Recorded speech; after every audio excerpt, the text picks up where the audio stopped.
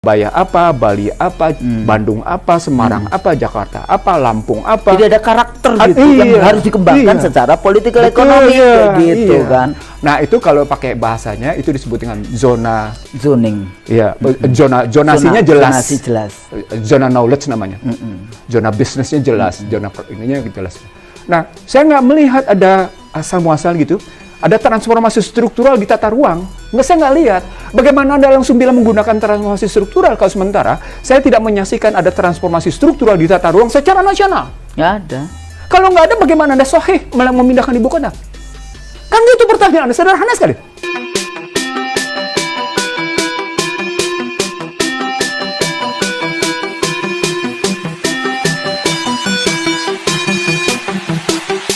Bismillahirrahmanirrahim. Assalamualaikum warahmatullahi wabarakatuh. Waalaikumsalam warahmatullahi wabarakatuh. Alhamdulillah, pemirsa IC Drill Show. Hari ini kita bisa berdialog lagi, berbincang-bincang lagi. Tentu saja seperti biasa dengan sahabat saya, Dr. Ihsanuddin Nursi dan saya Husnul Maria. Husnul Maria. Nama saya Husnul Maria ya. Maria. Ada yang manggil Nurul. Nurul. Tapi itu dari dulu. Iya. Jadi dulu di zamannya di KPU yang suka manggil Nurul itu ini Bang Akbar. Oh. Soalnya kan ada Nurul Arifin. Iya. Jadi mungkin kebiasaan di Golkarnya manggil Nurul, jadi di KPU manggil Nurul. Tapi nama saya adalah Husnul Maria. Jadi Bang Nursi sehat. Tadi katanya lagi sedang terapi. Iya, terapi biasa, terapi yang menurut itu terapi model Islam lah gitu. Amin, amin, insya Allah, amin. Kita semua ya. Amin. Juga para pemirsa IC Drill Show, mudah-mudahan Allah sembuhkan, diangkat dari penyakit-penyakit. Dan tidak hanya cuma penyakit fisik, penyakit-penyakit yang di dada, jiwa, di roh, di kolbu. Karena itu nggak ada rumah sakit, nggak ada polinya itu kalau penyakit. Itu kan. Tapi ada penyembuhnya. Ada dong. Iman. Wa nunazilu ma huwa sifai wa rahmah. Sifat wa rahmah. Baca Al-Fatihah itu. Fatihah salah satunya kan as-sifa. Iya, as-sifa. Ya kan, dari kalau dalam konteks itu. Bang Nursi ini saya kok sebetulnya dari 2010 saya pernah menulis artikel tentang bukan pemindahan ibu kota, tapi pemindahan sentra-sentra ekonomi yang saya sebut sebagai urban reform di Indonesia. Jadi tidak semuanya dipindah, tapi misalnya pusat PLN kayak gitu, di mana kayak gitu ya.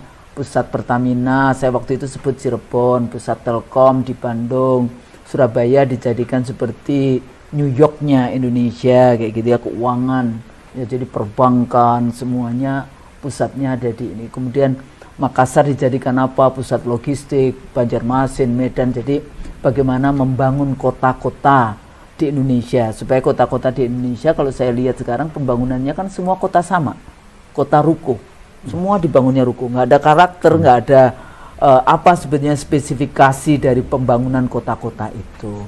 Nah itu 2010 saya sudah menulis seperti itu dengan segala macam persoalan yang ada di dalam kepolitikan ya, terutama ekonomi politik. Nah hari ini sudah ada undang-undang yang diketok nih oleh DPR tentang IKN.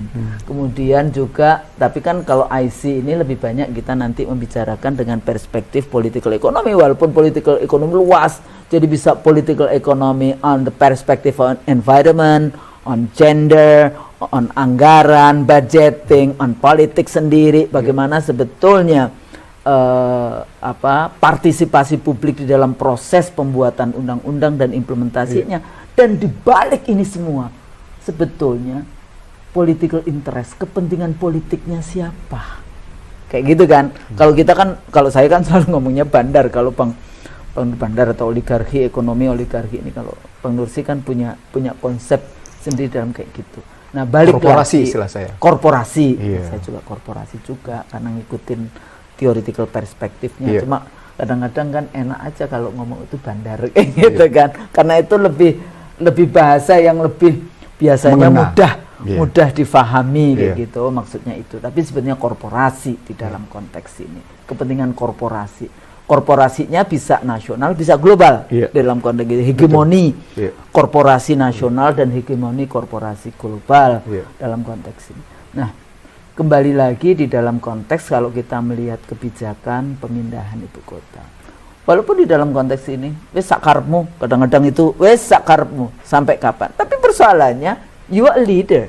Anda itu adalah pemimpin, nggak bisa seenaknya saja di dalam membuat kebijakan, karena di situ ada proses-proses politik yang harus diikuti, ada partisipasi publik yang harus didengarkan, ada kepentingan banyak orang, termasuk juga ini motivasinya apa? Apakah hanya untuk kepentingan keuntungan korporasi dan kemudian mencerabut, jadi mengambil akar dari bangunan imagine community. Indonesia kan sebenarnya imagine community kalau pakai teorinya Ben Anderson ya.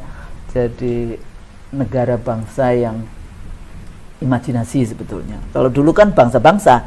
Jadi Indonesia itu 17 Agustus 45 sudah lebih dulu menjadi Uni Indonesia dibandingkan Uni Eropa. Betul. Uni Eropa kan baru. Betul. Kita sudah Uni Indonesia, negara-negara Islam dari Aceh sampai Tidore, 1-2 aja Indo. Dan karena itu dianggap berbahaya. Oh, berbahaya ya.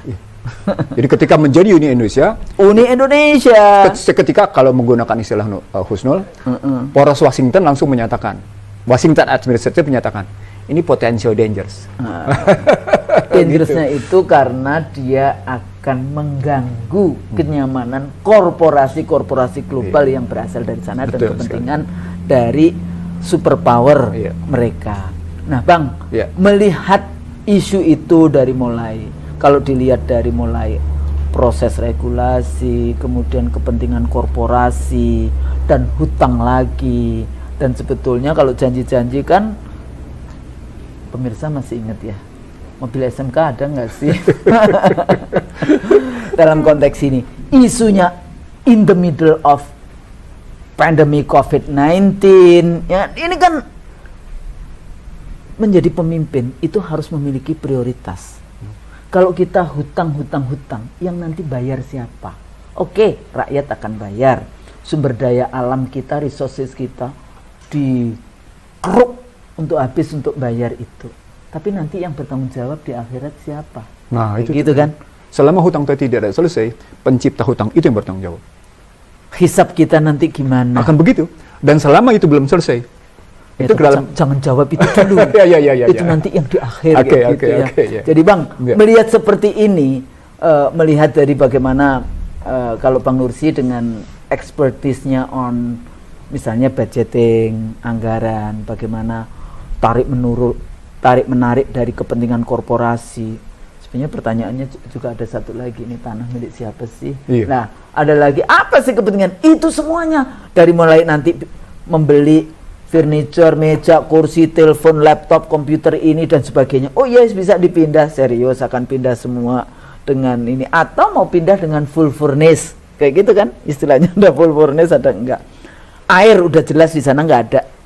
Ya, sehingga air itu harus nanti company-nya siapa, tanah siapa, PLN siapa, dan sebagainya. Akhirnya ini menjadi seperti bancaan di dalam konteks itu. Nah, dalam situasi yang seperti ini, bagaimana kita mengurai? Ada banyak kritik, ada banyak sebenarnya studi dilakukan, pro kontra kayak gitu ya. Kalau yang Bappenas katanya sudah bikin studi yang itu tentu saja, katanya sejak 2015 sudah melakukan studi dan seperti itu. Pilihan aja juga, itu kan juga bermasalah dong. Siapa yang menentukan pilihan di mana? Ya kan? Apakah boleh presiden punya kewenangan sendirian, saya akan tentukan ini, saya jalan-jalan terus melihat, oh bagus ini kalau saya pindah, seperti saya punya apa ya, merenung, halusinasi, halu gitu kan. Kalau anak-anak milenial kan, oh halu kayak gitu. Atau apa kayak gitu, ada yang argumentasi, oh iya ini kan ada yang namanya banjir. Loh, kan masalahnya banjir, bukan pindah ibu kota. Kenapa mesti ibu kota dipindah? Emang kalau nanti ibu kota pindah di sana nggak banjir? Nggak taunya sekarang banjir. Oh iya, karena Jawa akan tenggelam ini. Sok tahu lu, emang lu Tuhan kayak gitu. Nah, Anda tahu nggak? Banjir, kebakaran, gunung berapi, ya, gempa, penyakit, pandemi, itu semuanya adalah ujian dari Allah. Sebetulnya bisa kita meminta di atas membuka pintu langit untuk semuanya itu. Nah, dari uraian yang tadi ya, against that issue, kita mulai dari mana ini mengurai, Bang? Apa ngelihatnya nih? Dari budgeting, dari proses, dari kepentingan korporasi, dari ini.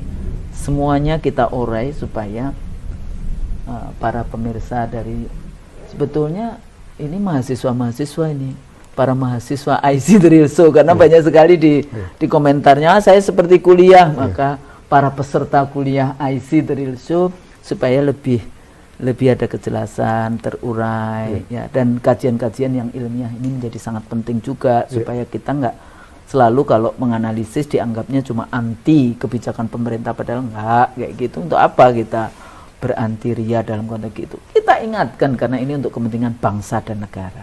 Nah, dalam sebelum saya jawab situ, dalam tesis akademik, tesa antitesa biasa-biasa aja. Biasa saja. Tesa antitesa, biasa-biasa aja. Tesa antitesa itu biasa-biasa aja. Hegelian, gitu kan? Biasa-biasa aja. Biasa-biasa aja. Dan kita kalau berbeda pendapat juga nggak apa-apa. Biasa aja. Jadi para pemirsa setuju dengan kita, alhamdulillah. Nggak setuju juga nggak apa-apa, nggak akan kita laporkan. Biasa-biasa aja. Tapi jadi gini, bangun berpikir akademik itu memang harus dimulai dari sang pemimpin. Tujuannya adalah agar tidak memaksakan kehendak. Betul. Nah, kalau bangun berpikir dari sang pemimpin memaksakan kehendak, maka ketika kita anti, kita akan dituding sebagai tidak akademik gitu. Tidak akademik. Gampang banget kayak gitu ya. Jadi kalau berbeda dengan mereka langsung dianggap tidak ilmiah, nggak punya data, nggak akademik. Kalau mau bicara data dengan Ihsanuddin Nursi boleh loh. Boleh-boleh aja. Iya. Mau boleh di mana aja para pemirsa, kalau memang saya mau diundang dengan pertarungan data, saya bilang pertarungan data ya, I'm ready and willing. Alhamdulillah. Jadi aja gitu. Nah, sekarang mari kita buka soal diurai sekarang. Mengurainya dari mana nih, Bang? Saya pertama deketin dulu dari segi bahasa. Oke. Ibu kota. Ibunya itu apa? Jadi ibu kota. Per definisi itu ibu kota apa sih? Kan pusat pemerintahan ya. Pusat pemerintahan. Pusat pemerintahan dari sebuah sistem politik kan. Pusat pemerintahan, berjalan sebuah pemerintahan berdasarkan sistem politik yang ada di negeri itu. Gitu. Ya, betul. Jadi kalau kita ngambil misalnya katakan Washington misalnya, dia merupakan pusat pemerintahan dari 53 negara bagian. Gitu ya. Satu apa 53? 53 sekarang. Iya. Jadi ada negara bagian, ada negara federal gitu ya. Atau kita ngambil misalnya katakan Malaysia. Kuala Lumpur ya sekarang ya Putrajaya. Ditarik dari Kuala Lumpur ke Putrajaya. Maka Putrajayanya ditariklah dari Kuala Lumpur ke Putrajaya. Kalau itu kan jaraknya dekat sekali gitu. Dekat sekali. Atau kalau kita lihat misalnya Australia, bagaimana Husnul tahu Canberra, Sydney, ya kan?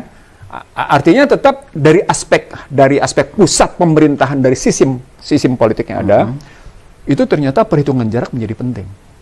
Jadi pembelajaran bangsa-bangsa yang pertama kali, pembelajaran bangsa-bangsa, tidak mungkin Anda mengambil satu kebijakan, memisahkan satu pusat bisnis dengan pusat pemerintahan itu langsung dengan jarak yang jauh. Maka saya bilang begini, oh kalau gitu nanti IKN akan metaverse. Sekarang ada baru lagi nih metaverse. Jadi IKN-nya metaverse nanti. Kalau sudah bisa nggak ini metaverse? nggak pakai sarung tangan, nggak pakai kacamata. Mesti pakai sarung tangan dulu, lalu pakai kacamata, lalu bilang, oh saya mau ke ibu kota nasional di Penasir Penajam. Oh saya lihat, wih banjir, oh gambut, misalnya begitu, misalnya begitu ya. Metaverse. Jadi dari perspektif istilah saja, akankah kita mampu menyelesaikan pemusatan ini dalam hitungan 5 tahun? Ya udah jelas nggak bisa. Artinya sesungguhnya even Canberra aja berapa lama, dan Canberra dulu itu bukan pindah loh. Iya. Memang sejak Federation 1901 itu sudah disetujui mencari yang bukan Sydney dan bukan Melbourne karena ini dua kota yang kompetitif. Ya kan. Sementara kalau di Amerika kan dari Philadelphia itu tempat merdekanya, itu dicari tempat yang lebih luas dan itu dapatlah yang Washington. Dan itu rumah tanah milik istrinya Washington itu. Iya betul, tapi jangan salah, Philadelphia ke Washington itu dekat dan dipisahkan oleh sungai yang jelas sekali. Itu yang kalau kita jembatan lewat itu kan keren banget kayak gitu ya, dari seberang ke seberang. Jadi ada sekali lagi logika tentang jarak gitu ya. Problematik tentang jarak itu menjadi penting. Walaupun dalam dunia maya jarak tempuh itu sudah diatasi dengan teknologi. Makanya saya bilang jangan-jangan nih IKN ini berpikir metaverse itu. Jadi IKN metaverse. Ini bukan ngejek nih. Terus yang operate metaverse-nya siapa? Ya udah, kan di dalam bahkan selalu kan mereka punya propaganda gitu loh, teknologi 4.0, teknologi 5.0, kayak gitu ya. Tapi yang keluar itu dalam rangka itu ada undang-undang omnibus. Halo, undang-undang omnibus teknologi 4.0, 5.0, isinya cuma perizinan merusak hutan dan merusak dan menarik sumber daya alam ke pusat. Ke pusat itu bukan 4.0. Oke, lanjut. Jadi apalagi berpikirnya begitu gitu ya. Kalau kita berpikirnya sampai dengan bagaimana teknologi bisa modelikan kayak gitu, maka sesungguhnya problematiknya adalah soal apa yang saya sebut sebagai rencana tata ruang. Jadi saya mulai dengan rencana tata ruang. Nah, untuk bicara rencana tata ruang nasional gitu ya, Anda kan nggak bisa, ini menarik di sini khusus dalam kajian saya gitu ya. Dalam ini karena saya pernah di era Soeharto dulu, di era Soeharto dan di era Habibie, saya pernah melakukan kajian tata ruang gitu ya, sampai saya berhadapan dengan, sorry to say, dengan beberapa menteri senior. Itu ada apa itu, dia bikin apa tuh? Kok jadi lupa aku yang tata ruang yang kok jadi lupa aku namanya apa? Yang di mana nih? Yang cerita yang Bappenas itu loh, yang waktu itu yang bikin ini dijadiin ini. Yang Bappenas yang bikin, tapi orang bule yang bikin sebetulnya. Kementerian itu. Oh iya, kok jadi lupa aku. Iya, yang benar bule yang bikin. Ada di era SBY itu. SBY ya? Iya, di era SBY itu. Iya, era SBY. Di era SBY itu. Saya ingat itu, saya di SBY. Yang kemudian kepala Bappenasnya bangga dengan produk itu dan produk itu padahal yang bikin orang bule. Iya, dan saya kebetulan ributnya di Bandung. Jadi lawannya ada Yusuf Kala, ada Burhanuddin Abdullah, Bappenas, ada saya dan macam-macam. Tapi lupakan itu. Poinnya adalah kalau kita bicara ibu kota, maka sebenarnya harus dimulai adalah perencanaan tata ruang. Dan itu berarti tata ruangnya tata ruang nasional.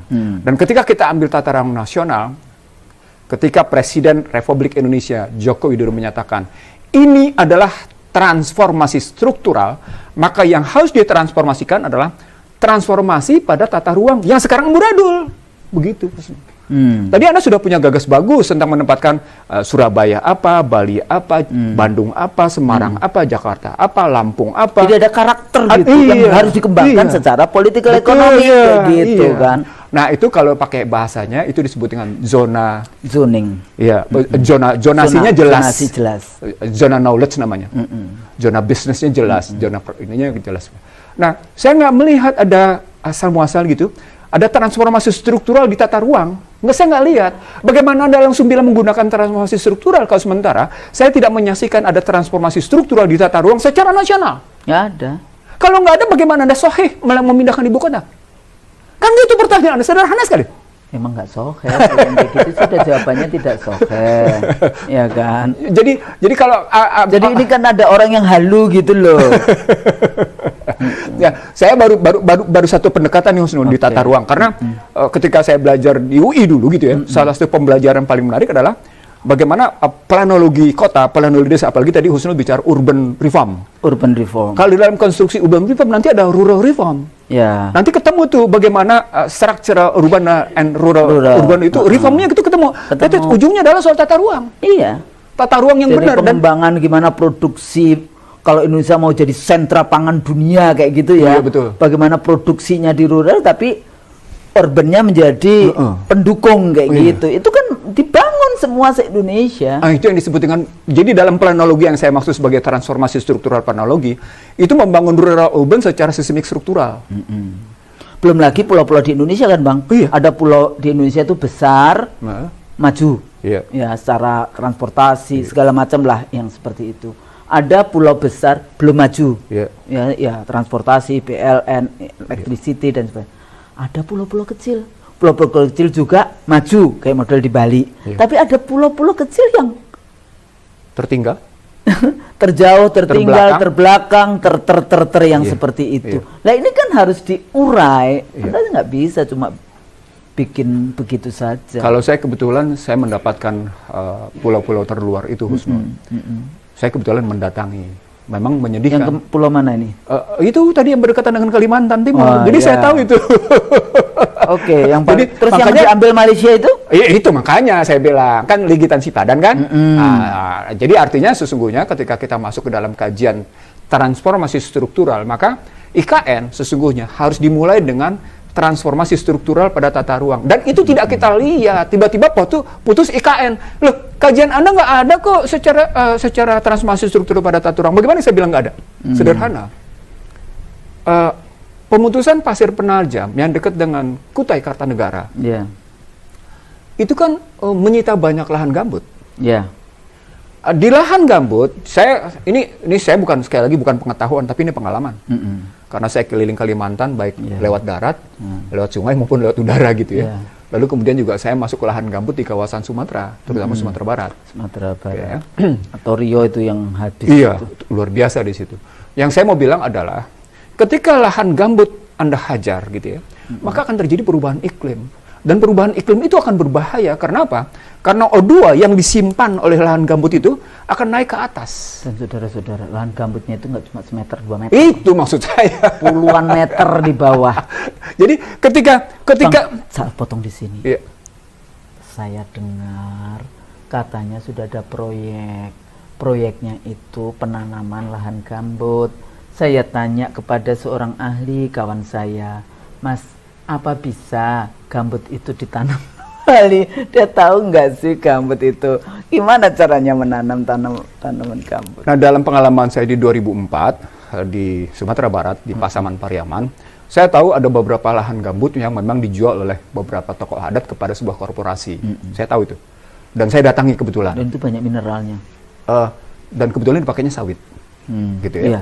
Dipakainya sawit. Dan di situ kelihatan pohon sawit yang di atas lahan gambut yang diuruk sama pohon sawit yang tidak di atas lahan gambut. Itu tegaknya beda. Gitu ya. Itu nunjukin kalau dia agak itu masih gambut berarti di bawahnya. Ini posisinya gambut, ini lahannya itu kelihatan. Dan itu tidak 10-20 hektar, Husnul. Itu dia tuh kalau makan itu udah jutaan hektar, ratusan ribu hektar. Saya ngomong 100.000 hektar itu kecil, Bu Husnul. Mati aku. Tetapi ada tetapinya, Husnul. Ketika yang namanya lahan gambut itu diuruk gitu ya, yang saya bilang tadi berdampak pada CO2 yang naik ke atas dan kemudian manusia akan mengisap O2. Paru-paru kan Paru-paru. itu sebetulnya. Itu maka sesungguhnya dia merusak konsumsi O2 dan CO2 ke dalam tubuh manusia. Kita tidak butuh CO2, Husnul. Kita butuhnya O2. Nah, itu yang saya bilang, sesungguhnya ketika kita masuk ke dalam kajian ibu kota sebagai pusat pemerintahan, tetapi kemudian lingkungannya tidak memberikan kesehatan, gitu ya, itu gimana? Dia menjadi visible atau tidak gitu? Pemikirannya menjadi visible apa nggak kalau dilihat dari aspek lingkungan? Itu baru satu isu lingkungan loh ya. Iya. Baru satu Kita mesti punya O2 dan CO2 gitu. Kita mesti punya 7 lagi isu lain, Usnul. Iya, 8 gatra, baru kita masuk di lingkungan. Dan lingkungan itu baru kita bahas satu item. Ya, ini lingkungan sendiri banyak Iya. air. Ya, kemudian menghabisi hutan di situ. Iya. Gimana dengan binatang? Iya. Gimana dengan orang hutan di Iya. situ? Bagaimana ini? Itu baru yang manusia dan tumbuhan. Terus kemudian masyarakat tradisionalnya. Iya. Masyarakat adatnya. Iya. Jadi artinya kalau kita mau bilang kita bicaranya jauh ke depan gitu ya, maka baru dari satu dimensi tentang gambut saja, ternyata undang-undang IKN ini seperti yang dinyatakan oleh parlementaria DPR. Apa itu? Apa itu? Undang-undang ini searah. Itu parlementer DPR sendiri menyatakan bahwa sesungguhnya undang-undang ini searah komunikasinya. Cuma dari eksekutif ke legislatif. Legislatif terdikte. Itu kajian parlementer DPR loh. Dan membuat saya kajian itu menarik. Loh, ada juga keberanian menyatakan bahwa sesungguhnya itu ini dia. Komunikasi searah gitu loh. Dan jadi kayak diminta untuk menjadi cap legitim. nah, Cap gitu aja. nah ketika menjadi Itu cap, otoriter namanya, bukan demokratis. nah ketika minta jadi cap legitimasi, itu kalau pakai bahasa komunikasi itu simbolik torture. Symbolic torture. Jadi IKN itu Pelecehan sesungguhnya juga itu. Jatuhnya menjadi pelecehan aspirasi. Itu yang saya Pelecehan bilang, kepada wakil rakyat juga. itu yang saya dalam tesis berpikir saya, ini bagian dari false aspiration. Jadi diulangi lagi Bang, yang tentang false representation, Iya. false policy, Iya. ini gimana? Ini. Jadi kalau kita lihat dari model yang dibuat pada undang-undang IKN gitu ya, kan yang disebut dengan satu arah itu, dan sementara yang disebut dengan naskah akademiknya banyak menimbulkan protes, dan debat akademiknya juga berkepanjangan, maka bisa dilihat ini sebagai false representative di sisi DPR. Di sisi pemerintah, ini yang disebut dengan false public policy, false governance, false public policy, nanti berujung menjadi false authority. Nah, ketika false authority, maka sesungguhnya seperti yang disebut oleh parlementaria itu, bahwa undang-undang ini cuma satu arah dan dia tidak menjawab tadi, kalau menggunakan istilah pemerintah sendiri bahwa ini adalah transformasi struktural, maka ketika transformasi struktural itu kita pinjam istilahnya untuk transformasi struktural pada lingkungan, kita nggak dapat jawabannya, Husnul. Nah, kalau sudah seperti itu, jangan salah yang terjadi berikutnya di false authority itu tadi, pseudo authority tadi, itu akan menimbulkan apa yang disebut dengan distrust, disorder. Jangan salah. Apakah itu sosial, apakah itu politik. Jadi jangan heran kalau ternyata ada produsen distrust, Husnul. Ada produsen disorder dalam cara berpikir yang saya bangun kayak gitu ya. Sudah tidak mengikuti tata tertib politik. Nah, kalau pakai teorinya Huntington. Betul. Kalau pakai pendekatan misalnya pada pendekatan kebijakan publik di public policy, antara identifikasi masalah yang bertujuan menjawab aspirasi dan kebutuhan masyarakat, mestinya dia muncul dalam agenda perencanaannya. Lalu setelah yang namanya agenda keputusan perencanaannya akan muncul di agenda setting. Ketika muncul di agenda setting, dia akan muncul di budget, kan gitu ya. Arahnya gitu. Nah, ini kan kita sudah tidak punya duit seperti Husnul tadi bilang, dan menimbulkan hutang. Yang tahu punya duit dan duit itu Bang Nursi. Iya. Kan utang-utangnya nambah-nambah terus tuh. Ya, udah pasti. Tahun ini aja. Jadi gitu ngomong kayak nanti ada pembangunan yang kereta cepat itu tidak akan pakai APBN. Iya, faktanya kan pakai APBN. Akhirnya pakai APBN. Artinya ada beberapa kebijakan yang memang tadi statusnya jadi false authority dalam kajian kebijakannya. Kewenangan yang enggak yang palsu, yang tidak berpijak pada upaya menjawab masalah, upaya mengidentifikasi masalah, upaya memenuhi kewajiban sebagai pemegang amanah gitu ngelihatnya. Itu baru kita ngelihat pada aspek gambut yang dihubungkan dengan tata ruang. Baru satu aja. Baru gambut ya. Kita belum bicara air seperti yang Husnul bilang. Saya ingin mengatakan gini, Husnul. Sejak 2002 saya punya tesis, Husnul. Tesisnya adalah human existence depend on the property. The property depend on the land, on the sea, on the air. Jadi eksistensi manusia itu tergantung pada propertinya. Propertinya tergantung pada tanahnya, pada airnya, pada udaranya. Nah, kalau human existence-nya saya ganti, saya ganti dengan national existence. Jadi eksistensi satu bangsa tergantung sekali pada yang namanya tanahnya, airnya, berarti danau, sungai, laut, macam-macam di situ. Tanah airku Indonesia gitu ya. Lalu termasuk dirgantaranya. Itu menentukan betul eksistensi. Nah, kalau eksistensi dalam kerangka ini kita pakai dalam rangka IKN, maka muncul pertanyaan. Pendekatan berikut yang paling menarik adalah pendekatan pertahanan. Betul. Nah, ketika masuk ke dalam pendekatan pertahanan, maka muncul, ini sampai seberapa jauh, ini menariknya begini, sampai seberapa jauh IKN itu secara real pertahanan itu didukung oleh kekuatan real pertahanan. Saya ambil contoh. Jakarta sesungguhnya didukung oleh hampir semua penjuru pertahanan. Di kawasan barat, itu ada namanya Serang. Kopassus di Serang. Di timur ada Cilodong, ada Cijantung. Jakarta ya. Di utara itu ada marinir, ada macam-macam di situ. Itu Jakarta pengamanannya gitu, sampai kayak gitu. Ada armabar gitu. Itu mau dipindah kali. Enggak, saya dulu pernah punya kajian dari pendekatan pertahanan, dan kajian dari pendekatan pertahanan sesungguhnya tidak memberikan kesimpulan bahwa pemindahan itu memberikan keamanan dalam perspektif pusat pemerintahan, karena pusat pemerintahan itu adalah simbol. Bahkan studi tentang reklamasi waktu itu, walaupun itu against my prinsip sebagai seorang environmentalis gitu ya. Tapi kan buktinya nggak dihancurin juga, nggak dikembalikan kepada ekosistem yang semula. Kan masih ada pulau-pulau. Saya udah bilang itu. Build out itu, jadikan itu Pentagonnya Indonesia.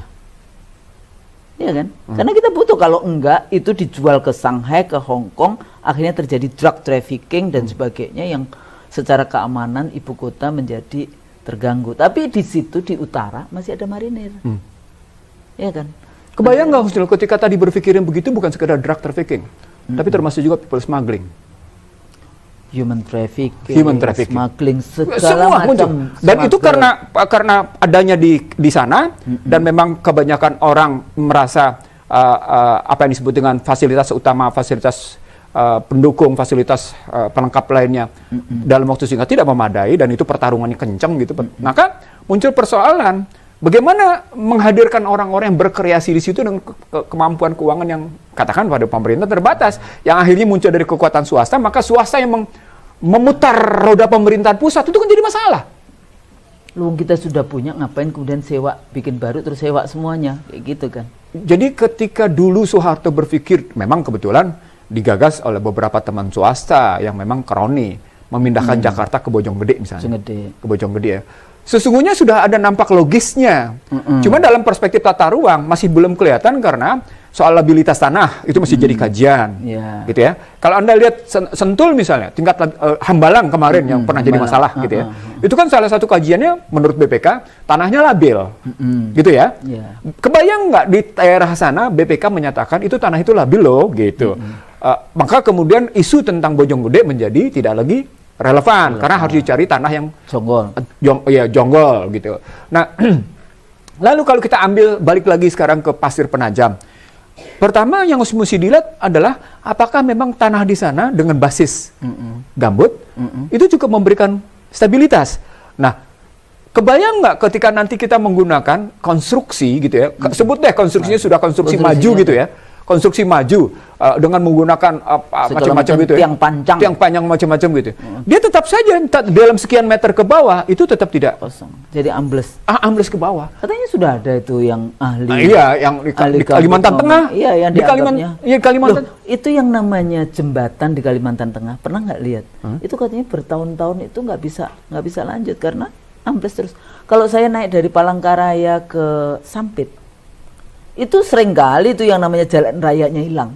Waktu saya tanya kenapa nih ambles bu kayak gitu. Zamannya saya KPU kan sering kayak gitu ya ke daerah-daerah kayak gitu. Saya naik kendaraan, belum lagi di situ kelihatan kan udah hutan gundul, kemudian terjadi yang namanya nggak tahu itu mining apa yang sedang digarap sehingga keruak, bolong-bolong ya, jadi terjadi yang kayak gitu. Terus jalan itu hilang, jalannya hilang. Jadi dari apa yang Husnul sampaikan tadi, sesungguhnya problemnya menjadi